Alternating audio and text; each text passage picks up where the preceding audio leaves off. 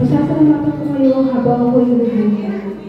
Tatas ko ang aking mga kamay sa paglapit sa iyo, as Jesus. Kaya pag-ibig, napakalaki na ng pag-ibig namin sa atin. Kaya, kung natin sa yamin na pagkakabang mo, na siya ay aking mapupulihan at papasalamat ko. Kaya yung itaas ng mga kamay, hindi mga pagsuko at pagpulis sa ating mga. Sabahit ang pagkita ng mga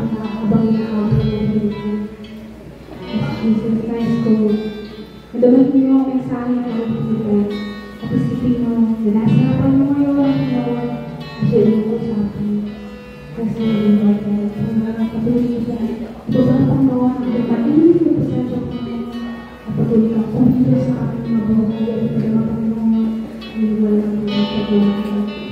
Yes, Jesus. Amen.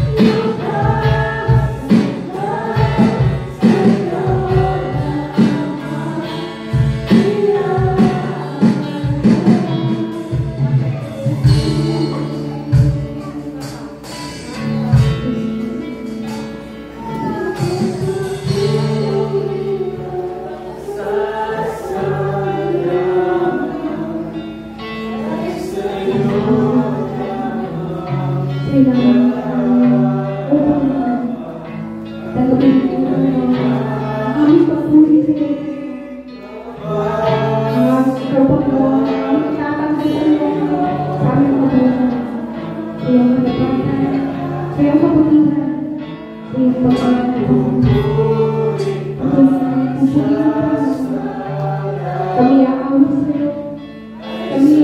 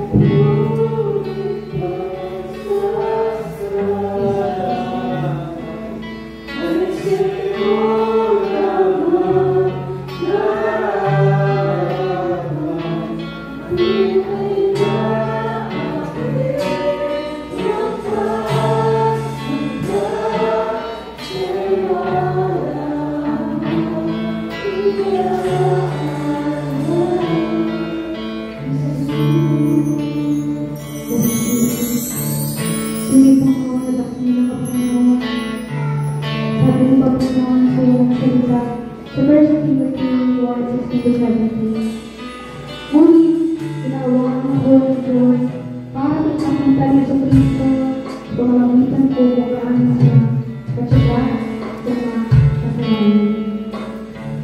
Magsisilbing halimbawa ng Lord Cristo sa akin para sa iba na sasampalataya sa Kanya sa pagkakalawa niya ng buhay na walang hanggan. Sabi niya, purihin at pagkinaan at pagpakailangan ang haring walang hanggan at walang kamakawan. Ang di nakikita at dalhin sa Diyos ayaw niya. Duli Panginoon, ikaw lang nag-iisang Diyos Panginoon na hindi man namin nakikita Panginoon ay nanakot ng Panginoon ang iyong malinis na presensya Panginoon. At alam ko Panginoon sa pagkakataon na ito patuloy ka dito sa magbuhay na Panginoon. Patuloy ka po Panginoon hibuhin ang aming mga puso Panginoon. At ayaw ko malabas sa amin ang mabibig na ano makabuti sa amin. Balik ka na mga kabitan Panginoon. Yes, Jesus.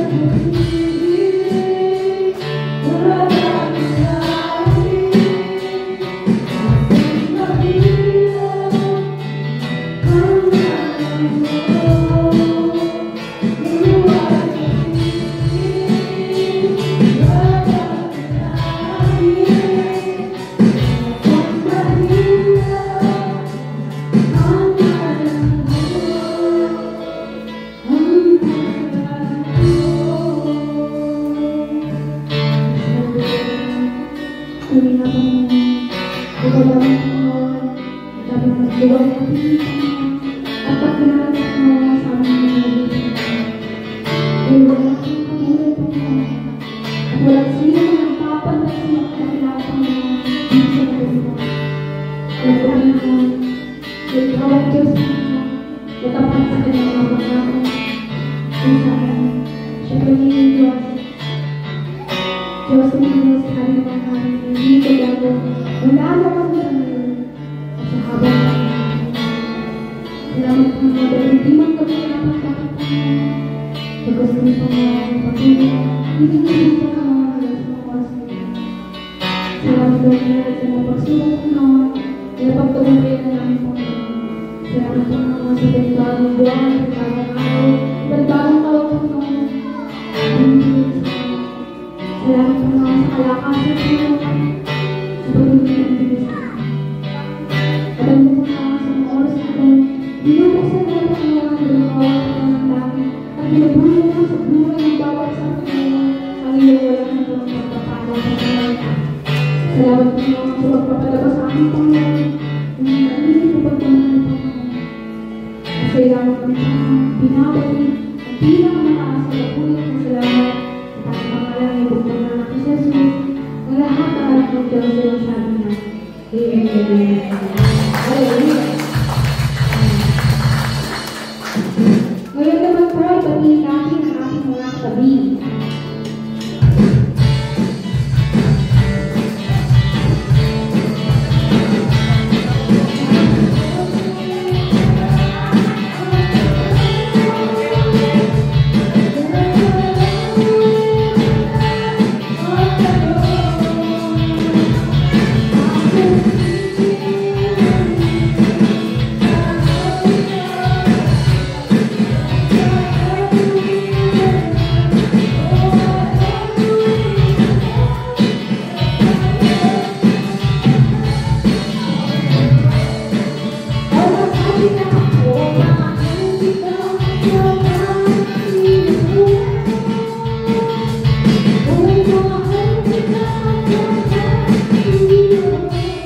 Good morning po.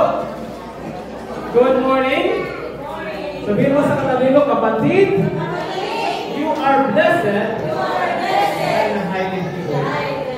Sa pa, kapatid, sino ka katabi mo? Likod mo. Ano ka mo, kapatid? You are blessed. Okay po, tawagin mo natin ating bago po akong salita. May sasayaw muna sa ating harapan. Tawagin ko si Annalyn at saka si Danica. Sa malakas na palapak para sa Panginoon.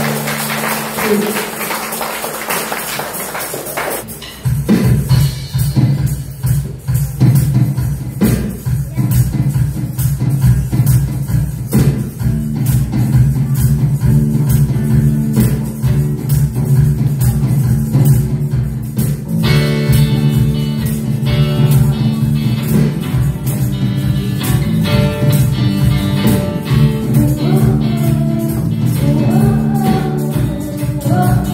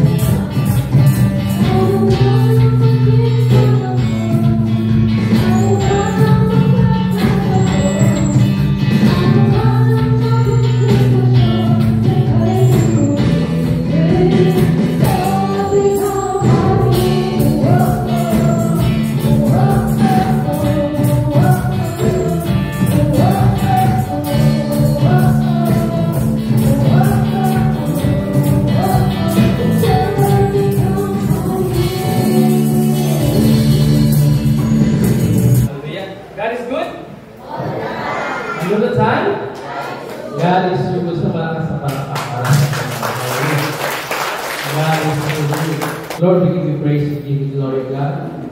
Ikaw ang hari ng mga hari, Diyos ng mga Diyos. Wala kang katulad, wala kang kapantay, Panginoon. Ikaw ang aming tagapagligtas, Panginoon. Ikaw ang aming dakilang magagama, God. You are our victory, Panginoon. You are our great provider, God. So, oras ito, Panginoon, God, nandito po kami, Panginoon, at takumbaba, Panginoon. Batid niyo po ang mga pagsubok na dinadaanan ng bawat isa. Batid niyo po, Panginoon, ang kanilang mga pangailangan, God.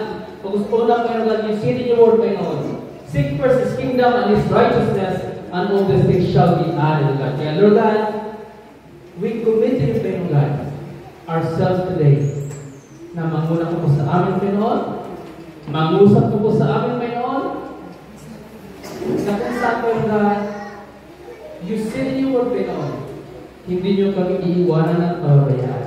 Kaya sa mga salita mo namin pag-aaralan ngayon, pagpapalain niyo pa ito na maging kalakasan, kagalingan ng aming katawan. Isilin niyo po ito sa aming puso at isipan upang magawa namin, palakaran namin ang iyong kalooban. Ito po ang aming samang dalangin sa ngalan ng Ama ng Espiritu Santo sa pangalan ng Jesus. Amen. Amen. So, basa po. Ready, go. I write this thing, ready, go. 1 John 5:13, sabi doon, I write these things to you who believe in the name of the Son of God, so that you may know you have eternal life. So, ang Biblia, mga kapatid, sinulat ng Diyos, binigay ng Diyos sa atin para malaman natin na tayo ay mayroong buhay na walang hanggan. Amen po ba? Paano natin malaman na tayo ay ligtas kung hindi naman natin alam ang salita ng Diyos? Amen po ba? Ang sabi ng Panginoon na malaman natin ang katotohanan at ang katotohanan ay siyang magpapalaya sa atin. Tama po ba? Bakit natin pagpapatuloy? Last time, pinag-aralan po natin yung Bible basic po, yung 4 na kategory. So, ang Biblia ay sinulat ng Diyos, tama po ba? Bagamat gumagamit siya ng tao. At sabi doon sa 1 Peter, all scripture is God's breath and is useful for teaching, rebuking, and training in righteousness, so that the man of God may be thoroughly equipped by every good word. So ngayon, lesson 5 tayo. Mga kabataan sa naging galing. Wala na. So, importance of prophecy and reality. So, pag may hula, may katuparan. Tama ko ba? Tama ko ba? Pag may nangako, dapat tutuparin. So, naranasan niyo ba yun? Yung iba napako. Pag ang tao nangako, ano mangyayari? Kadalasan, napapako. Pero pag ang Diyos ang nangako, hindi kailanman mapapako. So, importance of prophecy and fulfillment. Bakit natin? Bakit natin kailangan malaman na mahalaga ang prophecy at ang fulfillment? Bakit? Si Jesus pa ay bigla na lang umusbong? Hindi po ba? Hindi. Si Jesus ay pinangako na ng Diyos noong unang panahon mula Genesis 3:15. Tama po ba? At nangyari ito ilang libong taon. 4,000. Mula kay Adan. Tama po ba? Sabi sa Revelation chapter 1 verse 8, basa.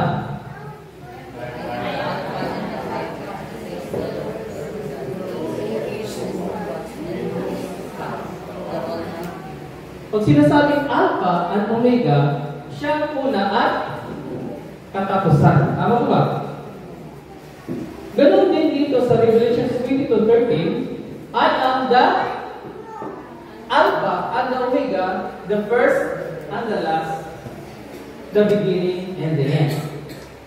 So, ibig sabihin, ang Diyos natin ay all-knowing. Tama po ba? Bago nilikha niya ang tao, alam na niya, may plano na siya. Kaya nga, bago niya nilagay ang Diyos sa Garden of Eden, nakahanda na lahat. Amen. Nandun na yung pagkain. May mga halaman na. So, prophecy. Pag ang Diyos na nangako, kumakausap ko ng panahon sa pamamagitan ng dreams and in vision. Tama. Pag nangusap ang Diyos sa mga propeta, in visions and in purpose.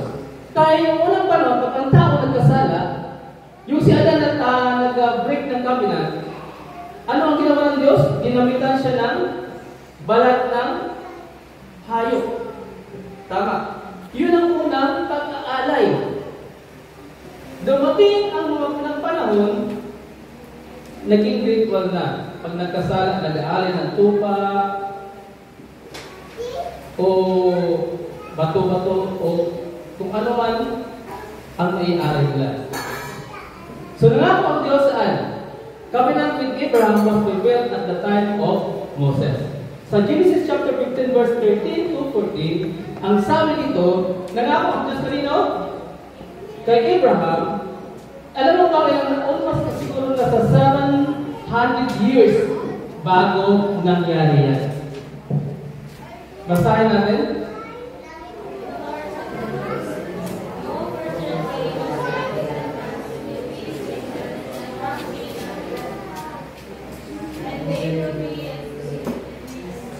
Mistreated for honey. Anong lugar ito? Ilang lugar dito nila? Egypt. Di ba? No for certain. Na kanyang mga angkan ay magiging stranger sa isang lugar.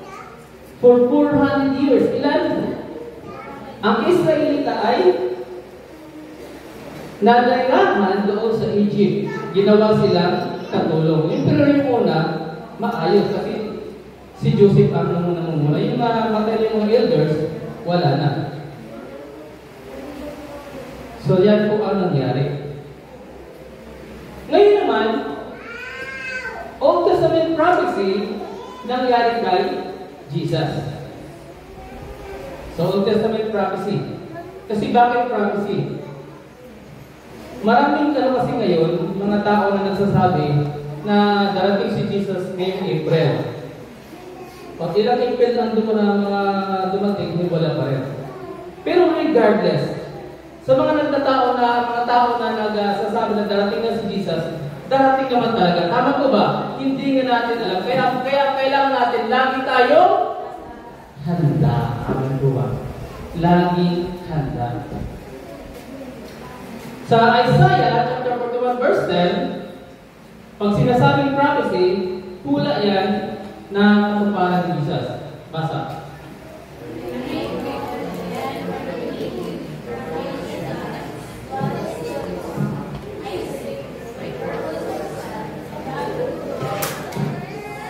Kung ano ang gusto ng Panginoon, mangyayari. Tama ba? Mangyayari. Kung ano ang pinagplano niya, binabalak niya, mangyayari. So yung pinapangako niya kay kabinet na kay Abraham, nangyari sa time ni Moses, at ganoon din naman sa Isaiah, nangyari sa time ni Jesus. Luke 24:44, basa.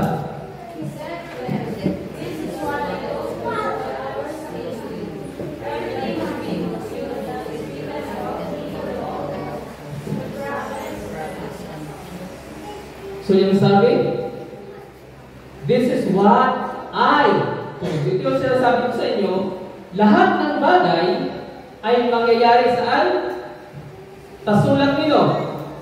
Law, 5 books, prophets, and the Psalms. Yan po, prophecy and fulfillment. Basa. So born from virgin. Isaiah 7:14. Sabi doon, sa Isaiah, mga anak, may mabubuntis ang Berhen. Pagdating sa Matthew 1, verse 18 to 23, sino yung virgin na yun? Virgin? Si Mary. Noong una, wala pang pangalan. Pagdating sa ni Jesus, si Mary. Pangalawa, born in Bethlehem. Sabi doon, ang Bethlehem kahit isa sa maliit na bayan, pero doon magmumula ang tagapagligtas. Nangyari yan sa Luke chapter 2 verse 1 to 7. So nakukuha niyo po ba? Prophecy and fulfillment. Kung ito ay sinabi na sa Isaiah, hindi nangyayari, wala. Tama po ba? Kaya sabi ni Jesus sa John, sinasabi 14:29 ngayon, na sinasabi ko sa inyo ngayon, para pag mangyayari ito, maniwala kayo sa akin. So kung ano sila pinapangako ng panahon, ng Panginoon ng panahon nangyayari sa time ni Jesus. Kasi lahat ng sinasabi ng prophets ni Moses at Psalms nangyayari. War in Galilee. Ang sabi diyan, people, ang mga tao na nalumalakad sa kadiliman, ang nangyari? Nakakita ng matinding liwanag. Sino yung liwanag? John chapter 1 verse 1 to 4. In Him was light, and the light was the light of man. Nasa Kanya siya ang liwanag, at ang liwanag ito ay magliliwanag sa tao. So, gospel of heaven. Nangaral si Jesus diyan. The Spirit of the Lord is on me because He has anointed me to preach the good news to the poor. He has sent me to proclaim freedom of the prisoner. Yan yun. Sa Luke chapter 4 verse 15 to 21. So, nangyayari. Amen po ba? Nangyayari. Born in Bethlehem, born in the Virgin, tapos Bethlehem. People na lumalakad sa kadiliman, nakikita ng liwanag sa pamamagitan ni Jesus. Nangaral siya kasama ang kanyang mga disciples at crucifixion. Pinako ba siya sa krus? Yes, pinako siya sa krus. Sabi sa Psalm 40 or 41, at nangyari yan sa Matthew 27. So, ang New Testament mayroon ding hula. Tingnan natin naman. New Testament prophecy. Matthew 24, 34. Basa?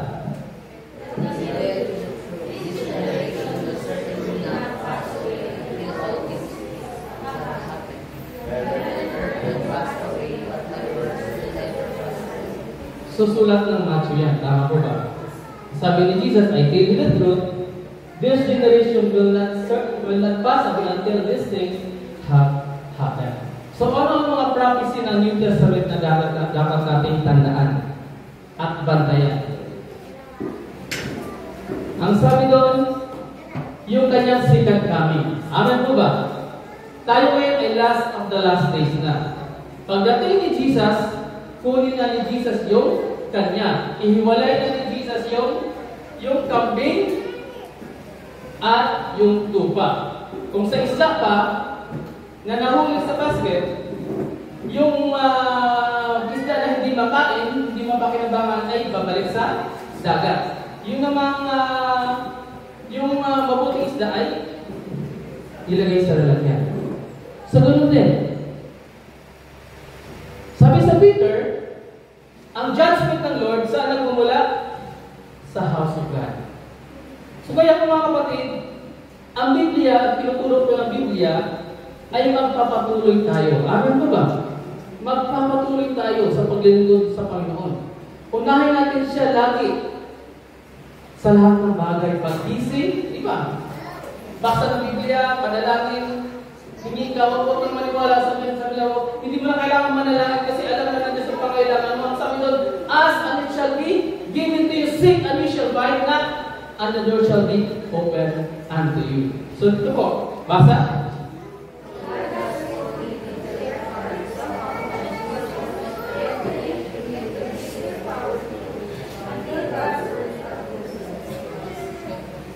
So kung lahat, kung ano ang sinasabi ng Panginoon, mangyayari. Sa gospel, kung anong pinangako ng Diyos doon, kung anong mga sinasabi niya, mangyayari. So mayroon doon sa Matthew 13, mayroong apat na kasing lupa, di ko ba? Anong lupa yun?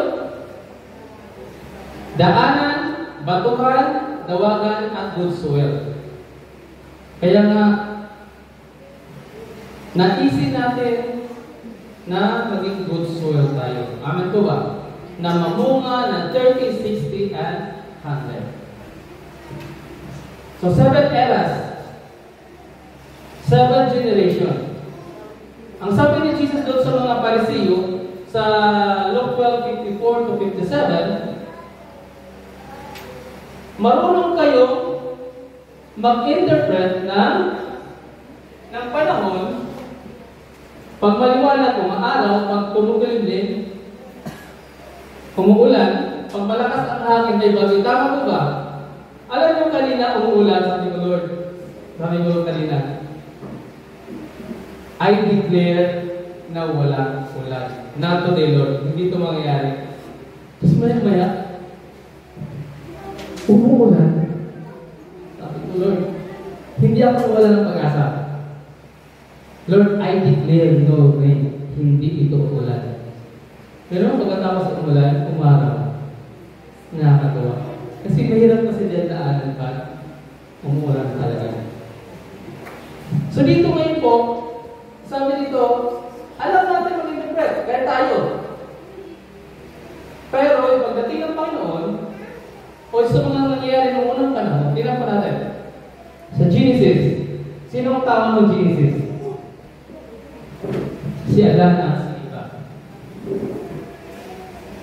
So sa Hosea chapter 6 verse 7, sabi doon, ang Israel, just like Eden, na kung saan they broke the covenant with God. So si Adan ay nalinlang ng serpent. Tapos ano ang nangyari? Nagkaroon ng kasalanan. Nahiwalay sila sa Diyos. Tama po ba? Pero si Adan ay nabuhay hanggang 930 years. Tapos, sa dumami yung kasalanan, naging masamang tao hanggang sa panahon natin ngayon, pinunasahan ng Diyos. Pinili ng Diyos si Noah na, ano yan? Anong ginawa ni Noah? Gumawa siya ng arko. At ang sabi naman, kung sino man ang pumasok dyan, ay maliligtas. Pero ilan na naligtas? 8 lang. Ang sabi sa Gospel, the coming of the Son of Man, just like days of Noah and days of Lot. So, naparusahan ngayon, pumili na naman ng Panginoon ng panibagong tao. Si Moses. Para ang tao ay manatili sa Diyos, gumawa ang Diyos ng 10 commandments. Although ito ay tinatawag na, kahit 10 siya, bawat isa may branch. So, sabi doon, 613 commandments po yan lahat. So, ang hirap sundin. Pero, ginawa ang 10 commandments, ang power niya, until pagdating ni Jesus, ano na siya? Yung pag-aalay ay abolish na. Kaya ngayon, kanina, nagpupuri tayo, yung alay talaga ng ating buhay. So kahit mayroon 10 commandments, ang tao pa rin ay patuloy na pagkakasala. Tapos, napasat niya kay Joshua. Sa Exodus and Los Riyan. Doon nakapasok sila saan? Sa Kanaan, ano nangyari? Dahil sa Ghana, balik na naman sa dati. Tama po ba? Balik sa dati ang kanilang buhay. Pag sila ay nagkasala, yung mga karating na bayan, natatalo sila. So ito kunyari si Samson. Pag sila nagkasala, ang Diyos ay nagpadala ng mga tagapagligtas, tinatawag na judges. Mga man and woman of God na kung saan ito yung tumutulong sa Israel para manalo. Pag sila ay nananalangin, napadala ang Diyos ng tagapagligtas nila, physical. Ito si Samson. Judges yan. Dito naman tayo sa Kings. Sino yung hari? Si David, si Saul, tapos si King David at si Saul at si David. Then si Solomon. So ano nangyari kay Solomon? Again, siya ay napariwalas. Nasira niya ang pangako ng Diyos. na sundin ang Diyos. Kaya nangyari, na-divide yung kingdom, naging north and south. Tapos,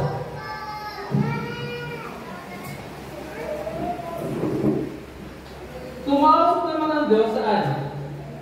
Ng propeta na siyang tagasulat sa mga mangyayari sa Israel at sa pagdating ni Jesus.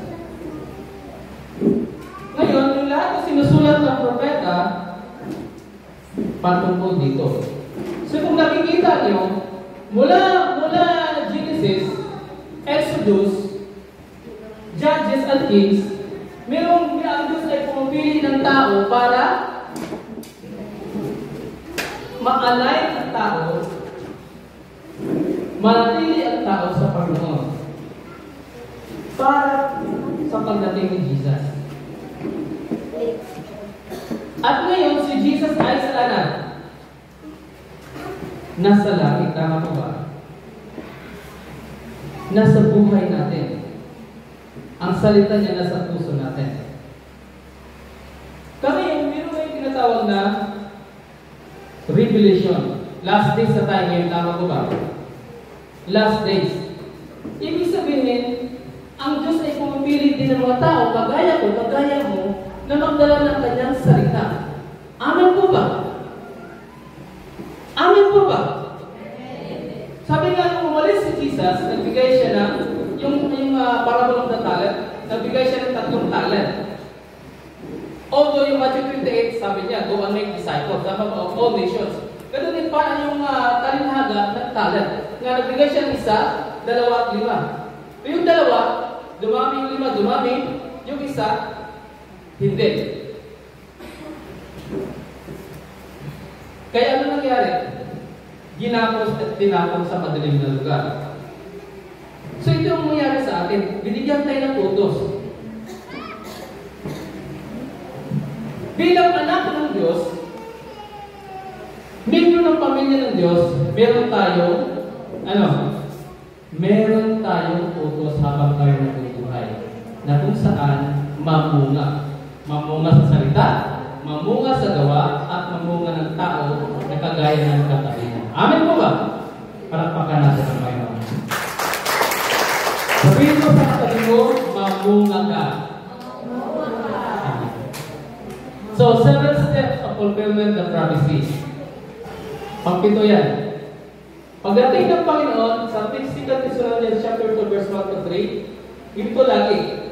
Sa panahon ni Adan, sila Adan ay nag-betray. Ano nangyari? Nasira ang kanyang buhay, tapos dumating yung Savior. Si Adan, nasira, pinili si Noah. Tama ko ba? Pagdating ni Noah, pinili naman si Abraham.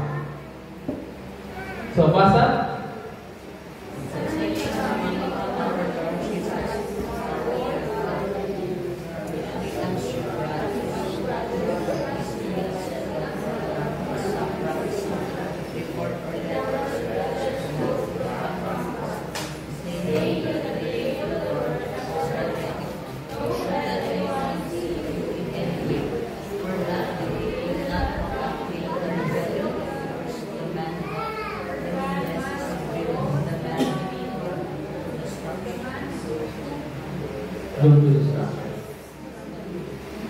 So, tingnan po natin. Marami masabi-sabi ay dito ng Panginoon. Marami nagsasabi na kung ano-ano mga kaya nila. Pero sabi ng Panginoon, pagdating ni Jesus, meron mo ng rebellion. Di ba? Ano rebellion? Betrayal. Tapos, man of lawlessness na darating. Distraction pagkatapos na pagdating ni Jesus. Pero pagdating ni Jesus, yun ang Savior. Tama mo ba? Kukunin niya tayo. Pagdating niya. Kaya ngayon, nakikita niyo po ba? May rebellion na ba sa panahon ngayon? Hindi yung NBA na nag-rebellion sa ano. May mga Christian din na umalis sa Panginoon yung rebellion na tinatawag. umalis sa Panginoon. Minsan, sa loob ng simbahan, meron talagang na-focus ng division. Kaya ano mangyari sa simbahan? Distraction. Kaya nasisira ang simbahan. Buti dito wala. Amen po ba? Palakpakan natin ang Panginoon. Hallelujah. Masunurin po ang mga tao dito sa Tasha Church. Thank you, Lord. So yan po. Betrayal, distraction, salvation. Nag-betray ng mga tao ng unang panahon, mga first mga Israelita, nasira sila kabinet, na-distract sila, dumating si Jesus. Tama po ba? Savior, salvation. At ngayon din, ganito din sa panahon natin ngayon. Isa tayo sa tinuturuan ng Diyos. Tama po ba? Ang simbahan din, itong simbahan na to, o mga simbahan na kagaya natin na to, lumalakad talaga sa kalooban ng Panginoon, salvation din yun. Ang tawag din. Kung pupunta sila, tapos pamagat sa Panginoon, sumunod sa Panginoon, salvation ang tawag niya. So, sa Biblia, ay tinatawag na mountain. Diba? So, betrayer, meron talaga, destruction, tapos being gathered. Savior. Kaya mga kapatid, pag alam mo kung anong laman ng Biblia, kahit may problema ka, hindi ka manghihina. Tama po ba? Hindi ka mawala ng pag-asa. Amen po ba? May pag-asa. Magulo noong unang panahon na ilang years na ba ang giyara? Ilang years na ba ang gulo? Mula pa sa time ni Adan. Tama po ba? Hanggang sa panahon natin ngayon, ang problema pa ulit-ulit, ang nagbago lang yung technology, pero yung mga sitwasyon almost the same. Tama po ba? Kung mga tao ng unang panahon na sumusunod sa Panginoon, iniingatan ng Diyos, mas lalo na ikaw at ako, iingatan tayo ng Diyos. Tama po ba? Pero, ang tao kasi may choice. Hindi tayo binigyan ng Diyos ng talagang parang naka-ano sa leg. Ang sabi ng Diyos, pag lumayo ka sa akin, wala kang protection. Di ba? I am the vine and you are the branches. Apart from me, you can do nothing. Tama. Saan ka ba? Kung alam mo sa salita ng Panginoon, alam mo na ang Diyos ay laging tumutulong na sa iyo, alam mo ang Diyos na hindi ka iwan pabayaan, bakit ka pa aalis? Tama po ba? Lagi siya uunahin. Pero santo si meron talaga pa rin mga tao na hindi pa rin natututo. 8. God's purpose. Ano bang purpose ng Lord? Basahin. Bible is salvation and eternal life from the which is the wages of sin. Sinulat ang Biblia para ang tao saan? Magkaroon ng buhay na walang hanggan. Tama. Kasi nahiwalay nga ang Diyos at ang tao sa Diyos noong unang panahon. Sa time ni Noe. Sa time ni Adan. Kaya yun, sa Genesis 2:17, kumain sila saan? Sa fruit from the tree of good and evil. Sabi ng Diyos, huwag kang kumain dyan sa punong yan. Pag kumain ka, ano mangyari? Mamamatay ka. So yung kinain ni Adan, ni Eva, Adan yung ano na yun, yung prutas na yun, ano nangyari? Namatay ba sila physically? Namatay physically? Hindi. Anong namatay sa kanila? Spirito namatay. Nahiwalay. Sa panahon ngayon, maraming tao na hiwalay sa Panginoon. Tama po ba? Kaya mga kapatid, kunyari, kung may alam kayo na sa Kristiyano na wala na sa Panginoon, pwede mo i-check i-chat no? I-text nyo na, bumalik ka. Di ba? O yung hindi Kristiyano, Pwede mo yayain mo. Last days na. Tama ko ba? Ang sabi ng Apostol Pablo, I am not ashamed. Hindi ko ikahihiya ang pangalan ng salita ng Diyos kasi ito ay nagdudulot ng kaligtasan. So, ano nangyari? Si Adan ay nabuhay hanggang 930 years pa bago namatay. Pero yung buhay niya, 930 years, grabe. Pag ikaw na tao, nabuhay ka na 930 years na wala sa Panginoon, parang ipiyer na rin tayo.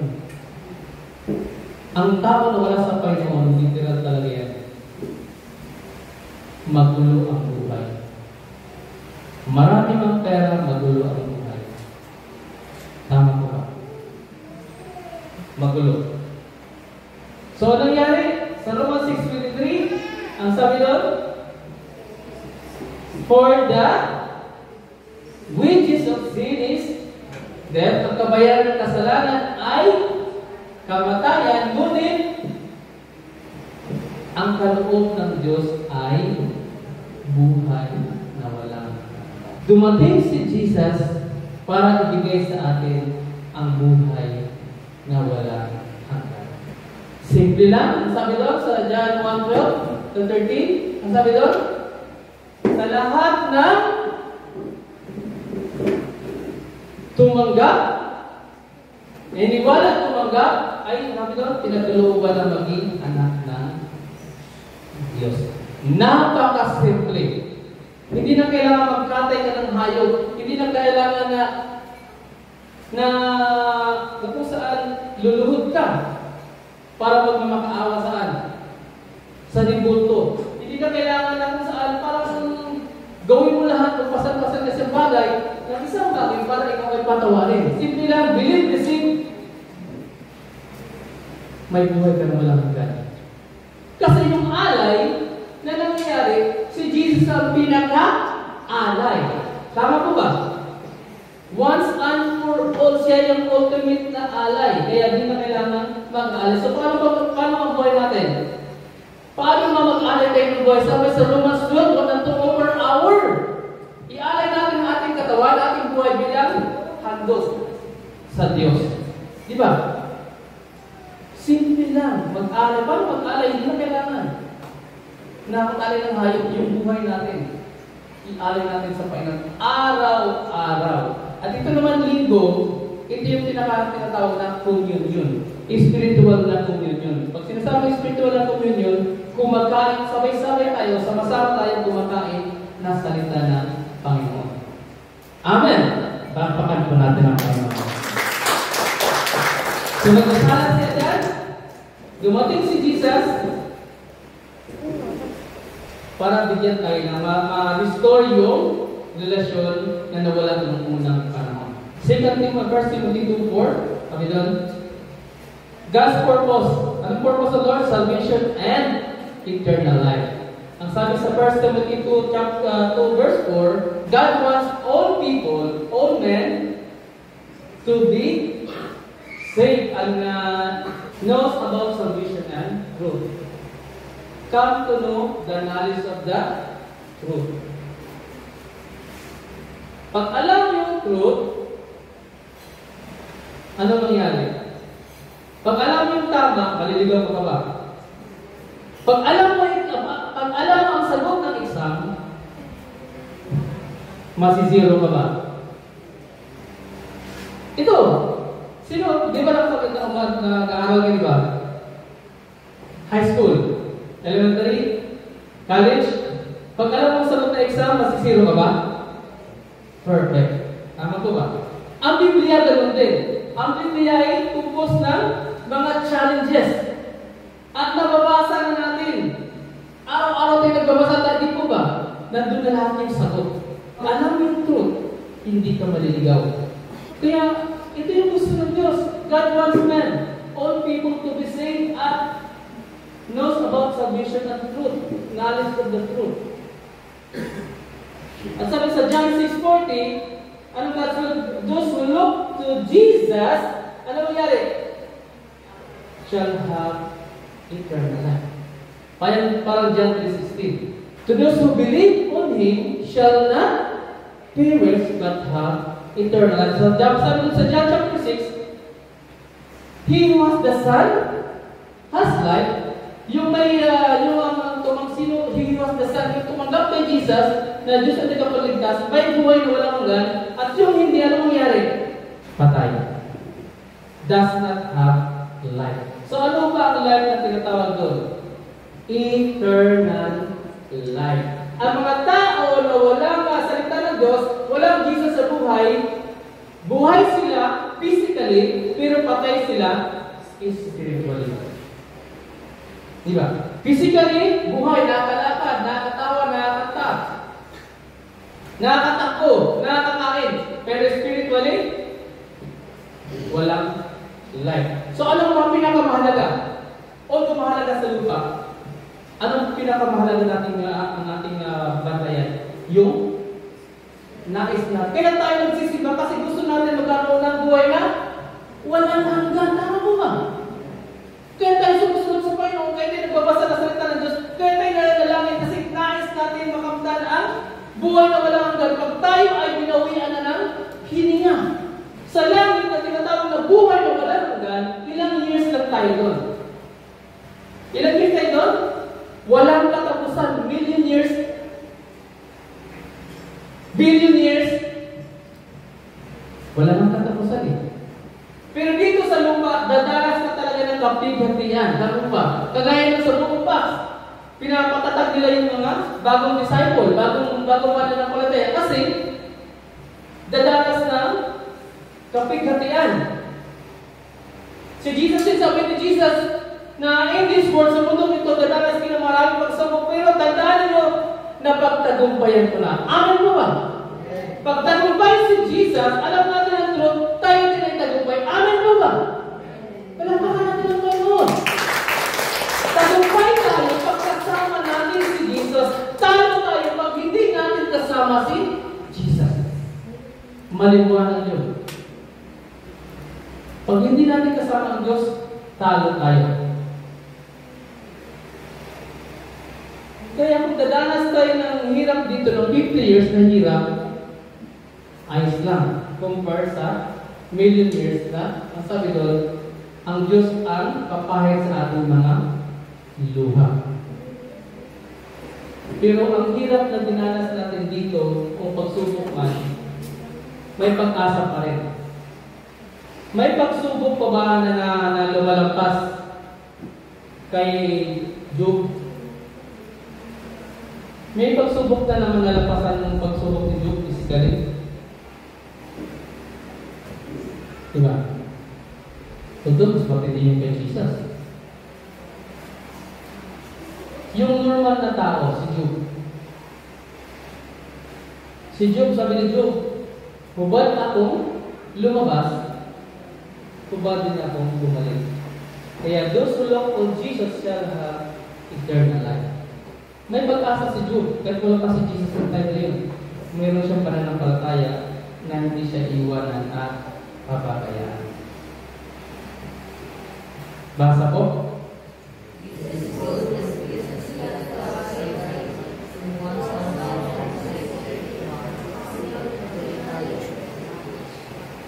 Ito yung gusto ng Panginoon. Who wants all men. Lahat ng tao. Ako, ikaw, magulang mo, kapatid mo, kapitbahay mo na marites. Gusto ng Diyos na iligtas ang mga yan. Who wants all men.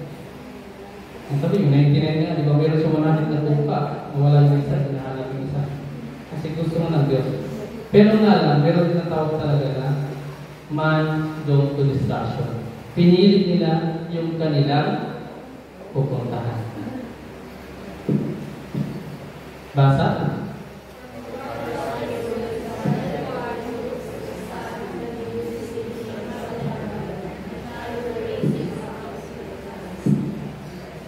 So yan po. For my Father's will is that everyone who looks to the Son and believes in Him shall have raise Him up, ano yan? The last days. Pag hindi pa dumating si Jesus, na nag-expire, na-promote na tayo, na-expire na tayo dito sa lupa, ito promote natin.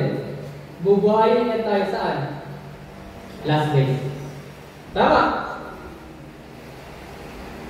Pero kung abutan tayo ni Jesus, pagdating niya, aakyat tayo sa taas. So, kagaya ng 10 virgin, na yung 5 are foolish, 5 are wise, na kung saan yung wise, sila ay nagtsaga na hintay. Tayo po ay tumuyo. Kumusta ang pagbabasa mong salita ng Diyos? Nagbabasa ka ba? Amen. Kumusta ang communication mo sa Panginoon? Nananalangin ka ba? Pag nagbabasa ka ng salita ng Diyos, ang Diyos ang kumakausap sa iyo. Pag nananalangin ka, kinakausap mo ang Diyos. Revelation. Revelation. Tayo ay anak ng Diyos, member ng pamilya ng Diyos, tanggap tayo sa pamilya ng Diyos, so malaya tayong makatawag na Ama. Tama po ba? Ama po. So napag-aralan natin ngayon, mula nung last week, ano ang natutunan mo?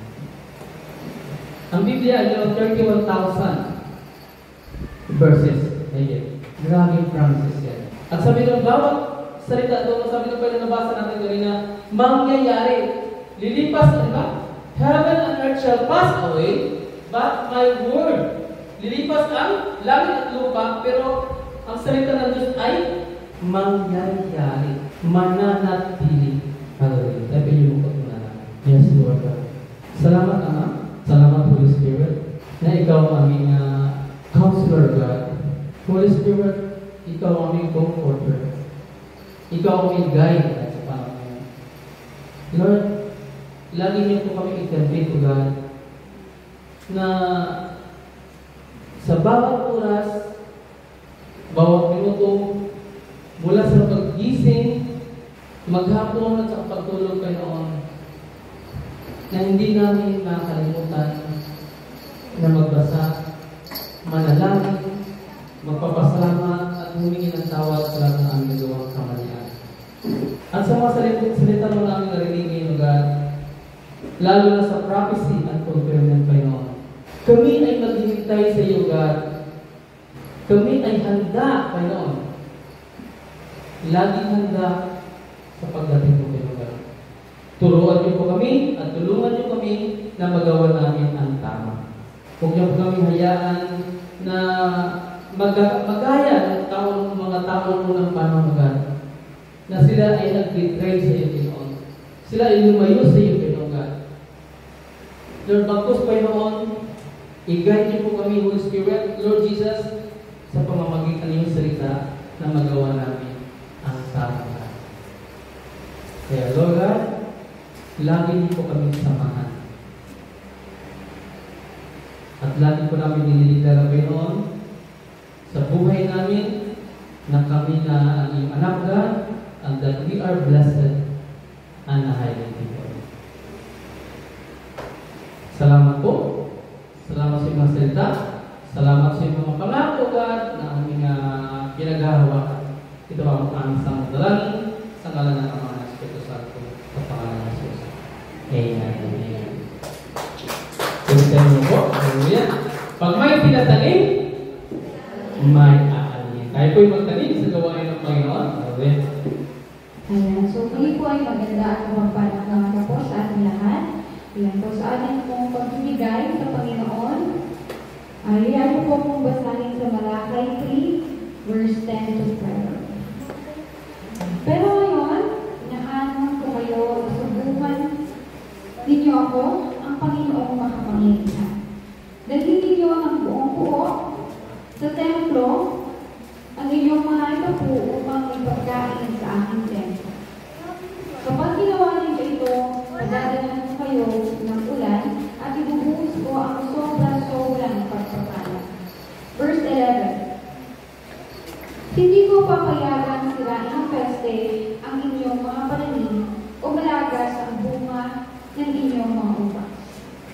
verse, tatawagin kayong mapalad ng lahat ng bansa dahil napakabuting tirhan ng inyong lupain. Ako, ang Panginoong makapangyarihan, ang nagsasabi.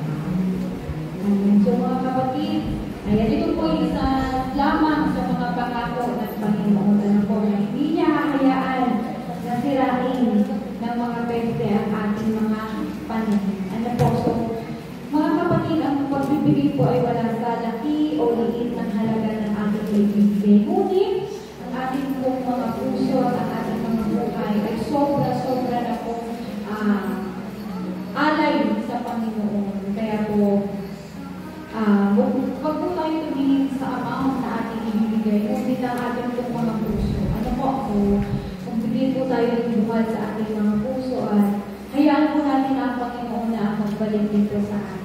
Ano po, ng kalakasan, ng kagalingan, ng pagpapala, at ng kapayapaan sa ating mga puso at isipan. So, maaari po bang itaas natin ang ating mga handugan ni Kapo at tayo po lahat ay manalangin. So, ang namin makapangyarihan sa lahat, maraming salamat Panginoon sa handog at ikaw po Panginoon na bawat isa na nandito, Lord God. Yan din Panginoon ang mga hindi nakapagbigay Panginoon. Salamat Lord God na nakapunta sila dito Panginoon upang sambahin ka Panginoon upang purihin ka Lord God sa araw nito. Salamat Panginoon sa pinagkakakitaan ng bawat isa Lord God sa mga negosyo Panginoon, sa mga trabaho Lord God na patuloy mo binibigay sa amin Lord God. Salamat Panginoon na binibigyan mo kami ng kalakasan Lord God. Tanggapin niyo nga po aming handugan ikaw po Panginoon na galing sa ating mga puso Lord God na bukal Panginoon walang kabigatan Lord God. Ito na nga po ang siyang bahala Panginoon na magbalik ito ng siksik, liglig at umaapaw sa bawat isa Lord God. At patuloy mong pagpalain Panginoon kung ano man ang aming pinagkakakitaan Lord God upang sa iyo Panginoon ay mas magpagbigay Panginoon sa iyo para sa bahay Lord God. At kaya din Panginoon ang mga hindi nakapagbigay Lord God ay patuloy mo silang pagpalain Panginoon at turuan mo ako kami Panginoon na magbigay Lord God ng bukal sa aming mga puso Lord. Kaya nagating na namin ang pinakamasama ko. Salamat. This Panginoon will be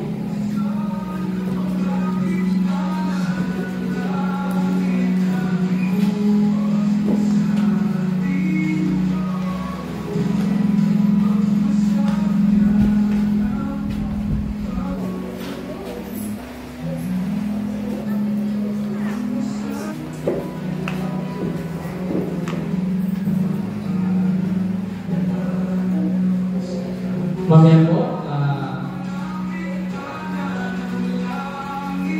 after ng closing prayer, magano po muna habang yung mga nanay, tatay, mga kalanayan, mag-circle na sa kita kung i-prepare sila, mag-share kayo kung ano ang natutunan niyo. Habang nag-prepare sila po natin. Tayo po ito ngayon. Isang malakas na palakpak para sa kayo. Malakas na palakpak para sa kayo. Yes, Lord! Hallelujah! Yes, hallelujah! We give you glory. Wala kang katulad Panginoon. Wala kang kapantay Panginoon. Truly, God, hindi niyo kami iniiwanan. Pinapabayaan kang God. Kaya Lord God, sa oras ito Panginoon, sa iyo lamang Panginoon ang pinakamataas na papuri o God. Pasasalamat. Salamat din po Panginoon na kung saan may mga pinagaling ka na po dito Panginoon God. Lord, salamat na mayroon ka ng pinagaling. Salamat na mayroon ka ng pinapalakas o God. Hallelujah. Salamat na mayroon ka ng pinagpala o God. Hallelujah. Salamat Panginoon na mayroon ka ng in-encourage o God na magpapatuloy o God. God, Lord, Holy Spirit, thank you so much. To you all the glory, praises and honor in Jesus' name. Amen. Praise God from whom all blessings flow. Praising all creatures here below. Praising above the heavens.